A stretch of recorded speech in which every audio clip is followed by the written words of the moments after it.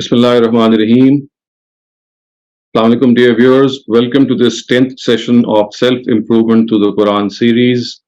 Today, the passage that we are going to study is about to be displayed before your screens. So, these are verses 20 to 25 from the 30th Surah, which is Surah Al-Rum. And they start off, I'm just going to read the text and translation before you. Bismillahirrahmanirrahim. وَمِنْ آيَاتِهِ أَنْ خَلَقَكُم مِّن تُرَابٍ ثُمَّ إِذَا أَنْتُمْ بَشَرٌ تَنْتَشِرُونَ. So these verses, as you will see the pattern, they often begin with these repetitive words, وَمِنْ آيَاتِهِ, which mean, of course, that amongst the signs of God, amongst His signs regarding the fact that He is our Creator, He is one, He is going to call us to account. So this is a general it's like a survey which is given to human beings, and it is like a reminder to them that if they want signs, then they have plenty of them. All that they need to do is look around them. So the first verse says, وَمِنْ آيَاتِهِ أَنْ خَلَقَكُم مِّن تُرَابٍ ثُمَّ إِذَا أَنْتُمْ بَشَرٌ تَنْتَشِرُونَ. And from among His signs is this also, that He has created you from clay. Then before long you grow into human beings and spread out in the land. So again, this is one of the miracles of God's creation, that He started to create humankind from earth, from clay, and then slowly gave it the ability to procreate and reproduce. And from then onwards, it perfected the forms of human beings, and then blew His Spirit, and finally chose one of the pairs to be Adam and Eve. And from them, He started mankind. So mankind is like a human family. Mankind is like a global family, and we are all part of that family. And this is a beautiful reminder of the fact that this is God's sign that He has created all of us from the same family. He started creating us from clay, and then ultimately, when human beings came into existence, they forgot that they are part of one human family, and they started to quarrel with themselves. They started to regard each other as superior. They started to turn against one another. But the Quran and the Almighty here is reminding us that look where your origin was from. You started in a way that all of you had begun from Adam and Eve. So there is no question of anyone having a superior race, anyone having any superiority regarding anything. So we have to be considerate regarding these things. And then وَمِنْ آيَاتِهِ أَنْ خَلَقَ لَكُم مِّنْ أَنفُسِكُمْ أَزْوَاجًا لِتَسْكُنُوا إِلَيْهَا وَجَعَلَ بَيْنَكُمْ مَوَدَّةً وَرَحْمَةً إِنَّ فِي ذَلِكَ لَآيَاتٍ لِقَوْمٍ يَتَفَكَّرُونَ. And from among His signs is also that He has made your pairs from your own species, so that you can receive comfort for them, and has created love and affection between you. So here the tremendous impact which the institution of family has on our lives is indicated. And it is said that men and women, they have natural affiliation, natural affinity, natural attraction for one another. And spouses are created from the same species. They belong to the same species, which first of all also gives us this very important message that amongst the spouses, no one should regard one another to be superior to the other. So all species, because of the fact that they are human beings, so if they have been divided into male and female, then absolutely no cause for regarding any one of them superior to the other. And the second thing which the Quran tells us is that they come together, لِتَسْكُنُوا إِلَيْهَا, so that they can receive mutual assurance, comfort from one another. In other words, one of the greatest boons of family life is to provide comfort to the spouse, to be an assurance to the spouse, to provide a life which is like heaven on earth. But alas, we do stumble in these affairs, and alas, we are at times at loss how to go about our married life. But then these blemishes that occur from us, they make us stumble. Every time that we stumble, we have to get up from that fall and remind us that basically this relationship of marriage between a man and a woman is a great blessing. And the next thing which is mentioned, of course, is again something which is very natural. The Quran says, وَجَعَلَ بَيْنَكُمْ مَوَدَّةً وَرَحْمَةً. And He has created love and affection between you. So men and women, the male and the female gender, they have this natural love and affection for one another. And not only this love and affection, as the previous part of this verse says, they receive assurance and comfort from one another. And also the fact that this assurance and comfort and this love and affection, this brings about the family which Quran wants to bring about, and especially for the next generation, for the children, and for the next in kin, because it is essential that a life for life to develop and to prosper in the right way, that it has to originate from a family which is tightly knit. And this tightly knit family can only result when the spouses, when the parents, they are so close to one another. And so you see, there is a natural vacuum between these two genders. There are some things which one has and which the other doesn't have. And when they come together, they complement one another. And not only do they complement one another, in a lot of things, this complementary relationship becomes supplementary as well. But we do have to realize that as far as coming together is concerned, it has to be understood as a companionship between the two. It should not in any way boil down to dictatorship, which we often see that one of the spouses gets dominant over the other. And more often than not, living in a patriarchal society, it is the male or the husband who is dominating his wife. And when this dominance, it gets the better of her, it makes her frustrated. It makes her feel as if she has no personality of her own. And it is here that we have to realize that the Almighty has endowed equal privacy to all genders, to both the spouses. They have their own space in which they should live, in which they should allow independence to the other, and while at the same time also maintaining that beautiful friendship bond, which is essential. And the height of this friendship bond is to become soulmates of one another. Soulmates, of course, as the word shows, is something of a big blessing. It's like a boon that we can achieve in family life. And then these verses continue with other signs, and they go on to say, وَمِنْ آيَاتِهِ خَلْقُ السَّمَاوَاتِ وَالْأَرْضَ وَاخْتِلَافِ أَلْسِنَتِكُمْ وَأَلْوَانِكُمْ إِنَّ فِي ذَلِكَ لَآيَاتٍ لِلْعَالَمِينَ. So the next signs which are mentioned are that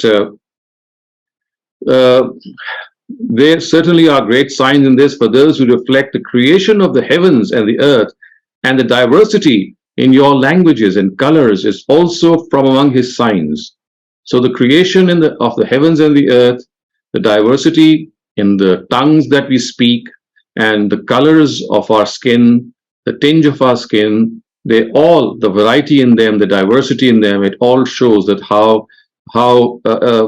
all embracing is the creativity of the Almighty. So this creativity is what is pointed to, that He has created the heavens and the earth in such a profound proportion, with such might, with such precision, that systems they are correct to the second, in fact to the nanosecond, and everything has a set order, has a set pattern.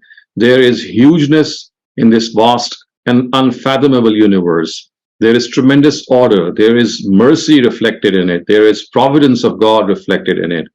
And it gives us the impression of not only that the Creator is someone who has tremendous power and strength, but at the same time who has a lot of wisdom, mercy, and affection for His creatures. And then, of course, it's so mind-boggling to see that there are so many thousands of languages that all of us speak.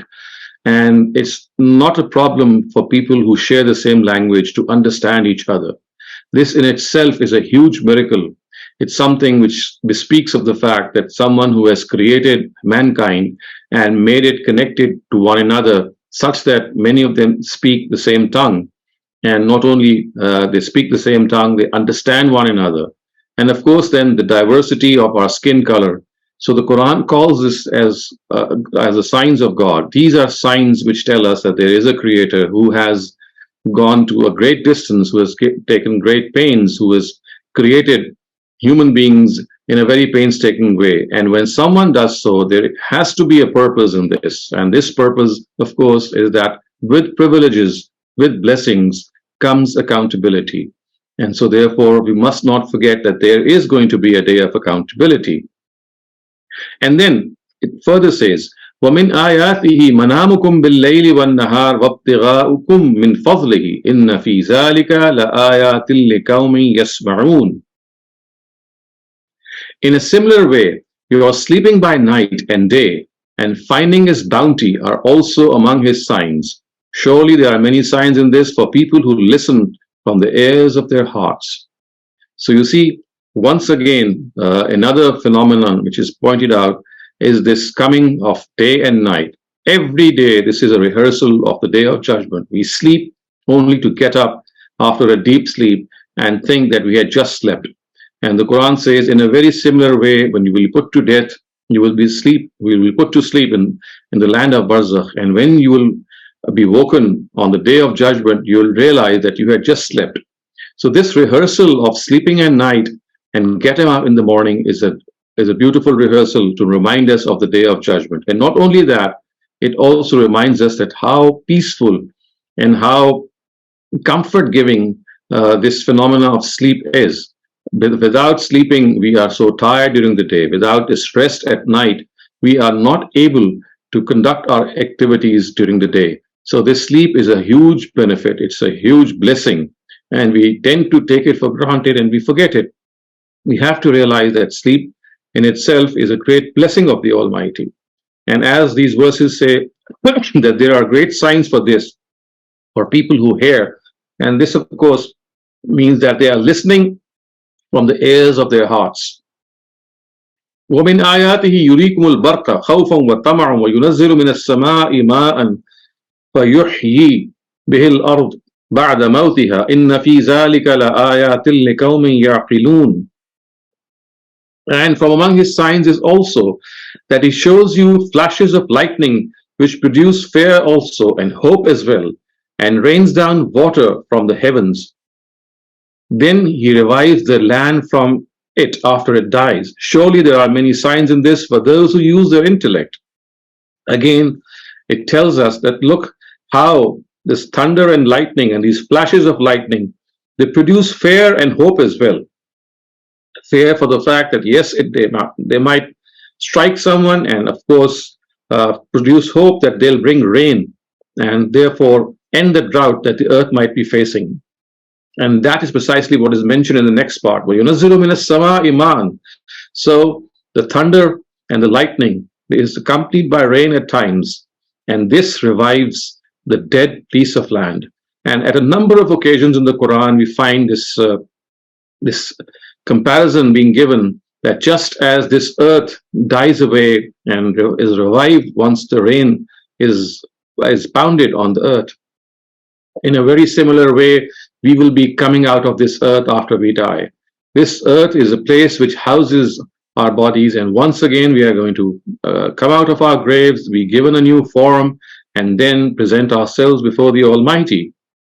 And finally it is said, وَمِنْ آيَاتِهِ أَن تَقُومَ السَّمَاءُ وَالْأَرْضُ بِأَمْرِهِ ثُمَّ إِذَا دَعَاكُمْ دَعْوَةً مِنَ الْأَرْضِ إِذَا أَنْتُمْ تَخْرُجُونَ. And from among his signs is also that the heavens and the earth exist because of his command. Then when only once he will summon you to come out from the earth, you will come out as soon as you hear it. So these heavens and the earth, they might seem very strong and powerful, but they are intact because of God's command. They exist because of God's command. Once he gives this command to have them decimated and destroyed, and once he commands people to come out of their graves, it would be just a single shout, and people would emerge from their graves. إِذَا أَنْتُمْ تَخْرُجُونَ. So therefore, don't forget that you're going to once again face the Almighty and face his accountability. So with these verses, we come to an end to this study of this passage from the Quran. And now if you have any questions, please put them up. Assalamualaikum, Dr. Shehzad and participant. Thank you for these great reminders for today. For questions today, we have Yasin Fahad. You may have your question now. Assalamualaikum, Dr. Shehzad. I have a question about hunting with hunting animals. So, like I was going through that verse where Allah said that you can use a hunting animal, for example, dogs, to hunt, and you say Bismillah before you let them go. And then when they catch the prey and keep it for you, it's halal for you and you can eat it. My question is, do you still need to do the zabiha for that animal? Like, what if it is dead before you reach that animal once you're So hunting? you don't need to slaughter that because we have been told by the Quran that if the hunting dog, which is trained, if he has not eaten from that animal for himself, and he has preserved it for the master, then his own teeth will act as that knife. And you have already said Bismillah, Allahu Akbar. So if the animal is dead, you can consume it as a halal, as something which is halal. However, if that hunting animal has consumed part of that prey for his own self, then we are not allowed to eat. But we know that these animals are trained not to eat for themselves. They're just meant to catch the prey and make it. They just debilitate it. They just make that prey fall down, and either it dies or it is still there when people come in and catch it. In which case, then they can of course slaughter it and continue. So, Dr. Shehzad, if it dies before you reach it, and although everything has been done, Bismillah and everything, but the blood will not be drained out of that animal then, right? No, you see, it would have been drained out because you see what the hunting prey, the dog usually are used for this purpose. When they catch that animal, they of course they don't catch it. Their incisors, they tear apart their prey. And when they tear apart the prey, the blood starts to ooze out. And the animal will only die once that oozing out has finished. However, if the animal is alive and you are able to reach that animal and he's still in that shape, then you can further slaughter it so that you facilitate the blood to come out. Otherwise, if the animal dies, merely the fact that the trained animal has torn apart the prey is like a knife or a bullet or anything else acting on that animal and killing it. Okay, thank you. Thank you. Nashaba Wasim, you may have your question now. Assalamu alaikum, sir. Sir, yesterday actually I'm listening Dr. Sajid Hamid lecture, and I just explained in Urdu what he said. Like he said, like नेकी और बदी की जजा और सजा आखिरत में मिलती है, खताओं और गलतियों की सजा दुनिया में मिलती है. I don't get the point.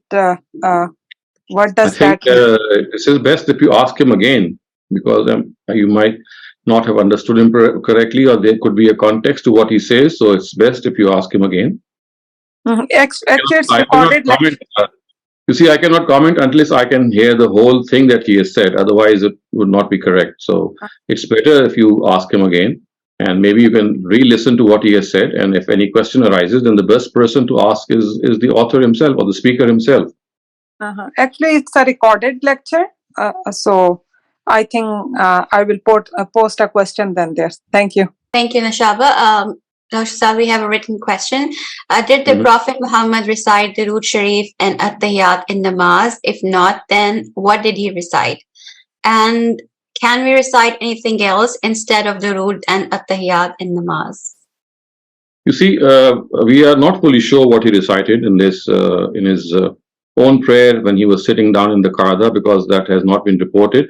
However, when people or one of the companions started to pray in a way that he would say Allahu Salam or something similar, the Prophet corrected him and said, well, when you say Allahu Salam, it's just, instead of saying these words, what you should actually say is At-Tahiyyatu Lillahi wa. So the Prophet taught that companion what he should say, and then of course the prayer for Durood, which is of course something that we all do.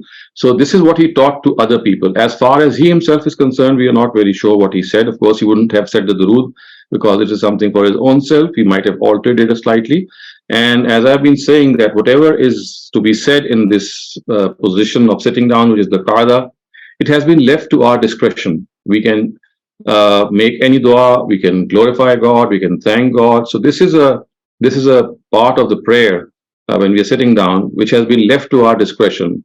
So we can read anything that comes to our mind. It could be in Arabic, it could be in our own language, So we have the leverage in this position and posture to see whatever we can. All right, thank you. We have earlier also shared some resource in the group about this. Ruhi Rasul, you may have your question now. Assalamu alaikum, sir. Walaikum assalam. Sir, in this passage, we have read about spouses and their brides, the couples that God creates for sukoon and love. So what we experience in our daily life is the issue of divorce, the career-oriented girls or brides. They don't allow their spouses to come near them for years and years sometimes for that sukoon or feeling of mawaddat or love, because they feel that their career is threatened. And this is shown even in our TV plays as well, that the boys or grooms are sacrificing their right even for years to win over the hearts of their brides. How to cater with such issues these days, with what we are facing? So the best remedy to this is that before you marry someone, some things must be tabled out, some things must be discussed between the spouses, that this is how we are going to conduct our marriage, whether we are going to enter into our own professions, whether we are going to have children, or at what time we will have children, or there could be several other things which, of course, every person can think of. But because of the fact that we feel shy to discuss such things before marriage, that ultimately when these things do become a problem, and there's no solution to it, that we then start to discuss them, and I'm afraid then it's too late at that time. So the proper solution for this is that whenever the couples intend to get married, these things have to be settled before marriage. And once these things are settled before marriage, then there is no misconception, there is clarity. And if the nikah is not going to go forth because maybe the conditions of one spouse are not acceptable to the other, then of course that's not going to take place. And that's much better that it doesn't take place rather than it ends in divorce. So this is the thing that has to be taught to our younger generation, that now that professionalism is something which is very common. Both spouses are professionals, they are career oriented.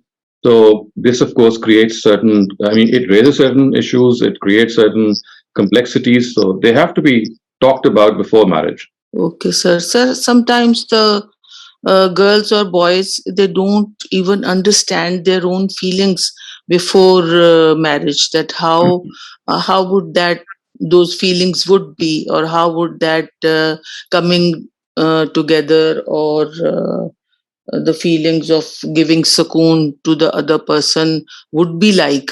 So they can't imagine that what it would be like, and they get frustrated, or they get extremely disturbed by that act. Yes, I do understand. This happens. You cannot have a complete imagination of what's going to happen later on, but you see, you can always be given an idea. So if you are prepared for something, and if someone has taught you really well, and as I often say that marriage and nikah, and the whole institution of marriage is like a subject that has to be taught and understood at the university level. If it has been properly taught to the students, I don't think that should happen.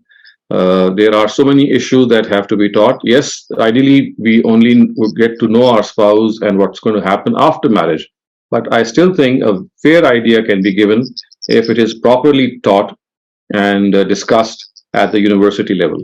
Sir, wouldn't it be embarrassing for the parents or mothers especially to talk on such topics before marriage? We have to break this taboo. This is something that has to be. It's like a life.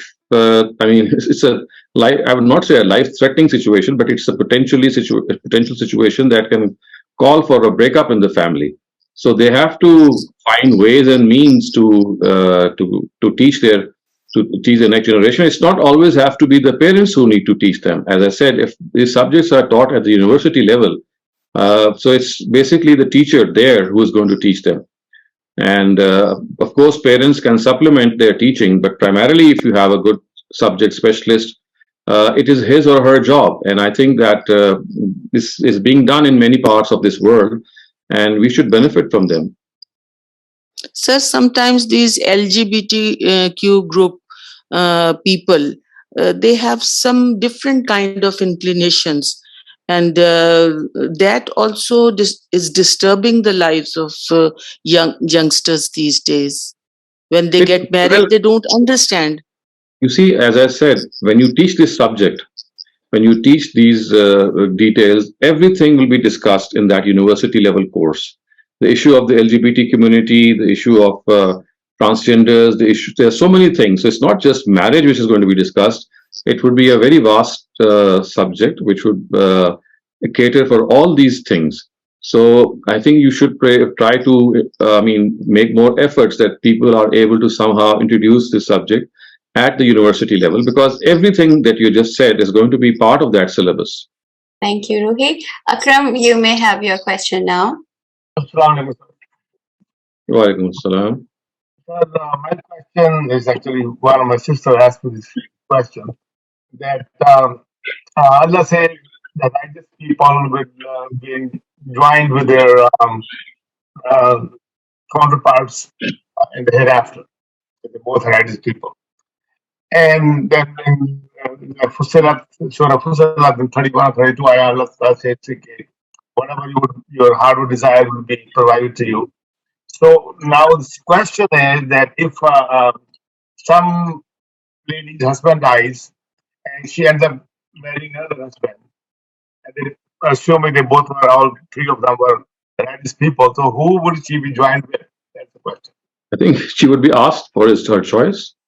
I mean, let her choose. But what about him? He's asked, I want to have her there, and according to Ayah Fusilat, he will never create duplicate. I'm sorry, I'm not being able to clearly hear you. Which verse of Fussilat are you citing? Fusilat is You read out that verse, please.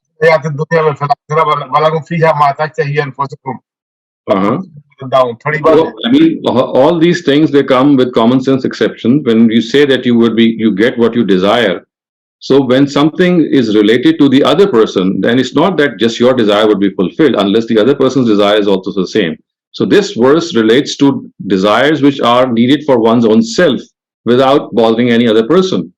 But when you talk about family, so it would obviously, boil down to the fact that your desire must match the desire of the other person. Otherwise, one of the desires would be not fulfilled. So this verse is talking about those things which would be given to you, and they would not infringe on the rights of others.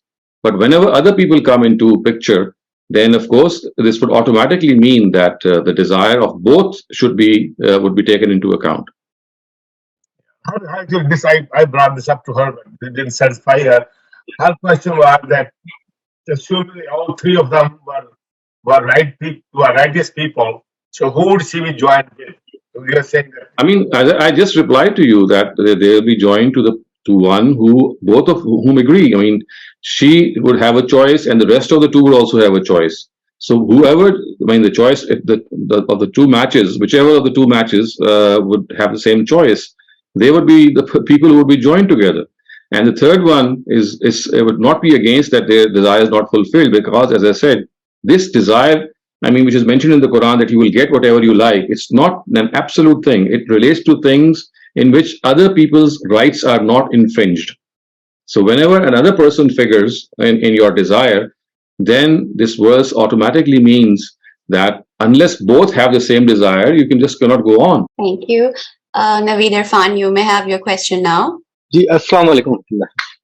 वालेकुम अस्सलाम। Doctor साहब, हम ये दरूद इब्राहिम जो पढ़ते हैं, अल्लाहुम्मा सल्ली अला सय्यिदना मौलाना मुहम्मद व अला सल्ली अला, तो जो जिसमें हम कहते हैं कि इब्राहिम अलैहिस्सलाम और उनकी आल पर जैसे अल्लाह ने रहमत करी है, और वैसी ही रहमत जो है वो अल्लाह और अल्लाह के रसूल सल्लल्लाहु अलैहि वसल्लम और उनकी आल पर भी करे। तो जैसा कि सूरह बकरा में अल्लाह ताला ने फरमाया कि जब वो रहमत की जब बात हुई, तो अल्लाह ताला ने कहा कि मेरा वादा सिर्फ जालिमों के लिए नहीं है, और जब रिस्क की बात हुई तो आपने कहा कि रिस्क तो मैं सबको दूंगा यहाँ तो दुनिया में। तो यहाँ जो अल्लाह के रसूल सल्लल्लाहु अलैहि वसल्लम की जो आल की बात हो रही है, तो वो कौन है? उसको हम कैसे कनेक्ट करेंगे? जब हम वो दुआ को पढ़ रहे हैं, तो मतलब वो क्या फीलिंग आना चाहिए उस वक़्त? The same feeling as would be regarding Ali Ibrahim. Ali Ibrahim is basically the progeny of Abraham, or their children or their descendants. So they occupy the same state. I mean, have a very special status. The progeny of Abraham, the Zuriyat of Abraham, they have a special status. So the Prophet is actually being told that he should pray that give the same amount of blessings as you gave the progeny of Abraham. And obviously, this exception is always there. La yanalu ahdi zalimin, which means that those among them who would be wrongdoers, they will not get those blessings. So they are an exception. And basically, the verse tells us that the way the progeny of Abraham is rewarded in this world, so therefore, please do the same for the progeny of Muhammad also. जी, तो जैसा हमने उस आयत में समझा है कि वहाँ अल्लाह ताला ने तो वो जो मुराद है वो नबूवत के सिलसिले में थी और हिदायत के सिलसिले में थी, और अल्लाह के रसूल सल्लल्लाहु अलैहि वसल्लम के चूंकि कोई औलाद में बेटे नहीं है, तो क्या आपकी बेटियां से जो नस्ल होगी वो आल मुराद है या उम्मत मुराद है इसमें? It refers to his progeny, his descendants, people who are born from him and people who are following him.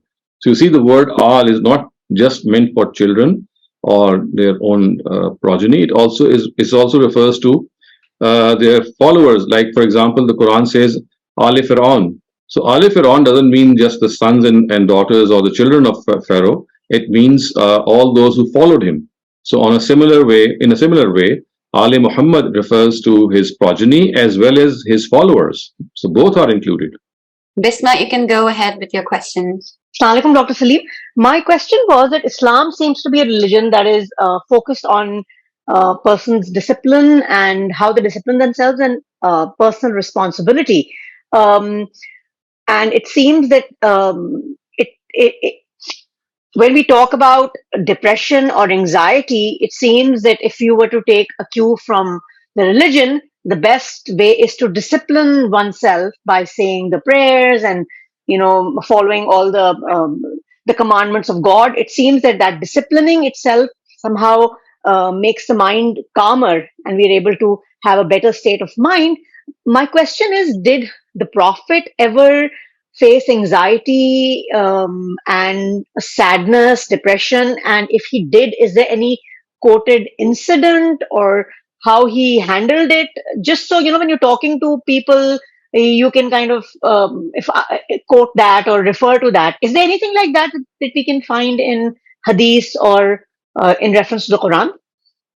So you see, what you will find in the Quran and Hadith is not depression on the part of the Prophet, but severe anxiety, and not in the negative sense, but being overburdening himself and being very conscientious that, well, people should accept faith. So he would go to great lengths in trying to convince people. He would take a lot of responsibility upon himself.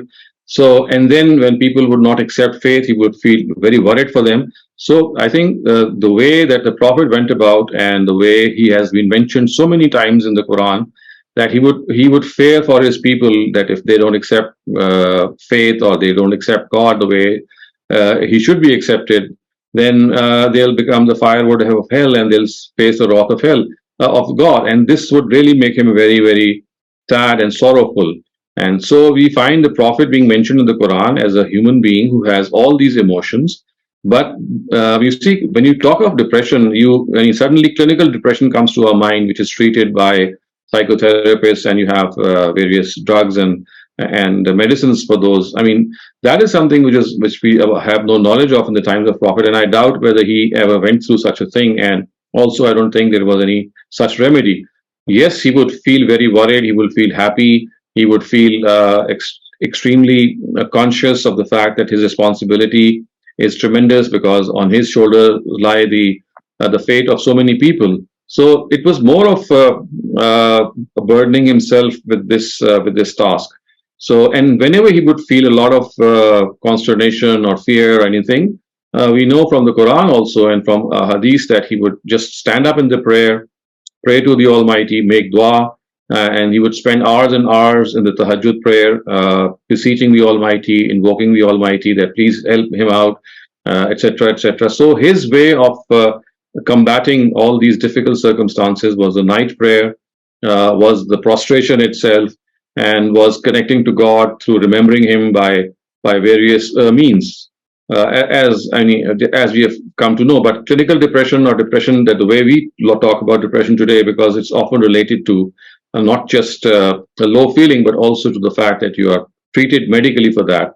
So we don't find anything like that regarding the Prophet. But yes, as I said, other forms of human emotion were very much there.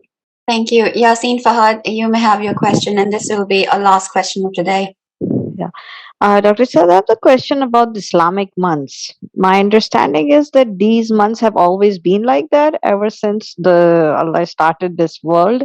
Because the other day I also heard from Imam Sahib that in the mosque that he said that all the holy books were revealed in Ramadan. Do we know about that? No, I don't think we know about that. The rest of the books were revealed in Ramadan. There is nothing authentic. But yes, about the Quran, we know it was revealed in Ramadan. And yes, we also know from the Quran that these were the 12 months ever since the inception of mankind. Inna iddata shuhuri in the Allahi isna ashara. We have this verse in the Quran, which means that the count of months in the time, ever since God created them, was 12. So we know these they existed ever since. But the fact that other divine books were also revealed in Ramadan, there is nothing authentically reported in this regard. So, but he actually mentioned even the dates. He said, like, I think he said one was revealed on 6th of Ramadan, the other was 12. I don't think this is. You need to ask him where did he read these, because there is nothing authentically reported. I mean, these could be weak narratives. Okay. And sir, just to follow up on what someone asked about the durood. So when you say progeny of Ibrahim alayhi salam, so Prophet Muhammad sallallahu alaihi wasallam was also progeny of Ibrahim alayhi salam, right? He was already covered there. Right. So yes, you're right about that. He was part of that progeny.